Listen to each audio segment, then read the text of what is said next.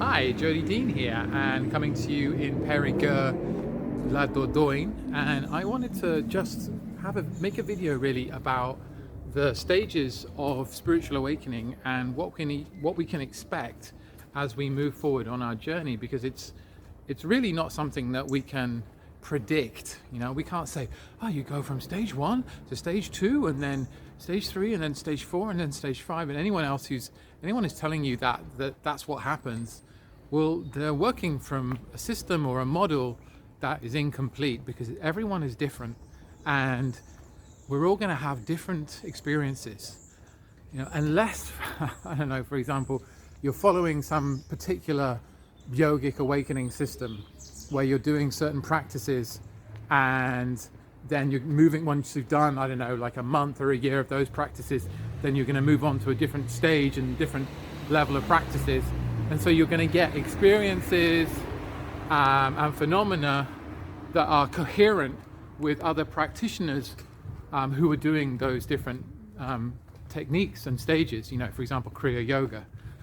But for all intents and purposes, if you're like me and you're on your own path, which is unique to you, and yes, of course, you're using tools for that are going to help you, for example, meditation, different body therapies, yoga, exercise, fasting, detoxification, mindset work, looking at your limiting beliefs,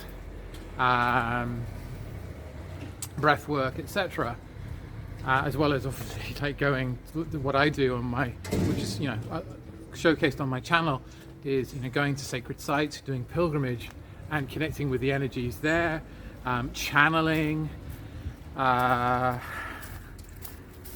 connecting to our inner knowing and building and cultivating that awareness.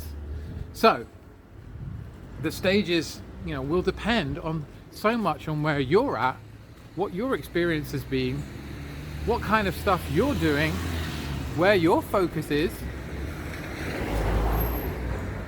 and probably a whole host of other things that I haven't even mentioned, because there's so much to this. Really in any of these videos, I'm just scratching the surface, because the awakening journey is so diverse, so vast. So much can happen, whether you're playing around with different practices in meditation, like different techniques to open different chakras, or whether, for example, you're doing plant medicines, ancestral medicines, etc.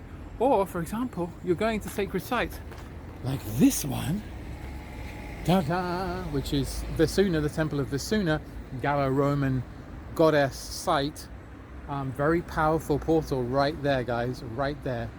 And you're doing ceremony, maybe perhaps like me and my partner have been doing inside, connecting with Vasuna herself, connecting with these different deities and entities and energetic forces, these vortices, which we can work with and interact with, which is so beautiful. Such an amazing thing that we can actually do that in the world.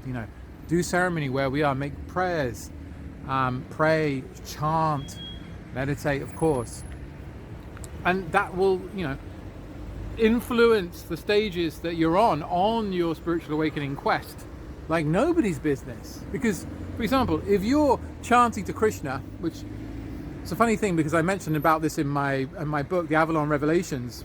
I mentioned about this experience I had of Krishna, and that was through being with the spiritual teacher, and it was an incredible experience that lasted a week. What I wasn't doing, I wasn't chanting Hare Krishna, but I was spending time with a spiritual teacher who did embody the consciousness of Krishna. And so that impacted me in ways that it's even difficult to explain, but I do talk about it in my book, because it was just huge and so powerful and beautiful.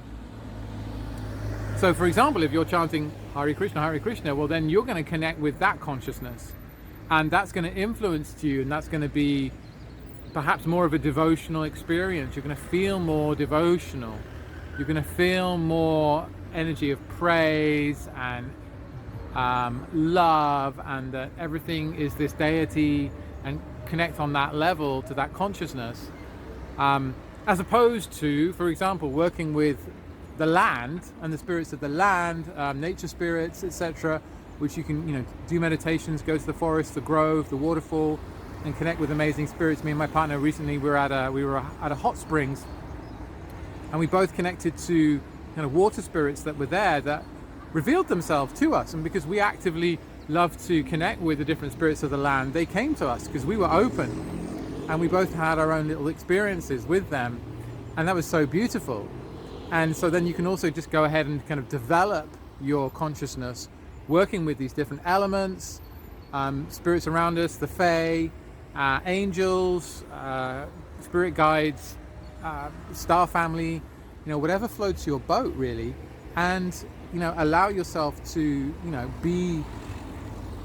follow the whispers and be drawn to what is most aligned with who you really are, and what activates your heart and your flow to your optimum level, and then just follow that down the train tracks, right? Down the train tracks. Just go for it, really. If it's something that's working for you, then I would say 10x it, because it's sometimes it's quite hard to find something that actually really clicks and works for you. And one of the things that has helped me very much is connecting with spirits, and that happened, nature spirits particularly, but guides and everything, that happened through my own inner process and journey, and also many years of devotion and doing meditations, but then also really noticing the land and going to having experiences in different energy points and power spots, and then them opening up to me, and then developing this relationship that just kind of happens over time as we bring our focus there again and again and again. That's what happens. It comes to us. We develop a relationship, and so we go deeper and deeper and deeper, and then that can be something very expansive that you can have an amazing connection with at any point when you're really tuned in, when you allow yourself to really tune in. And of course that means you have to get really grounded, and part of that was me when I was teaching channeling. I really began to understand that, how important it was to get grounded, to get really, really grounded in your body, because again, when you're working with energies, you could get really in the etheric and really out there, and then not really be here right now, and earth, on the earth, in the 3D. And we are in a 3D body, and this is the game we're in, right? This is the deal, right, that we've signed up for, being in this 3D body on the earth. And so if you are experiencing that, and you're also experiencing not feeling grounded, then I would encourage you, if you would like help, to book a call with me. I'm doing these free 20-minute activation calls where I really help you get clarity about where you're at, and also really begin to activate your vision for your future, to be grounded, and also living your soul purpose, your best life, happy, fulfilled, with a peaceful nervous system. All right, so check out the links in the description. Bye for now.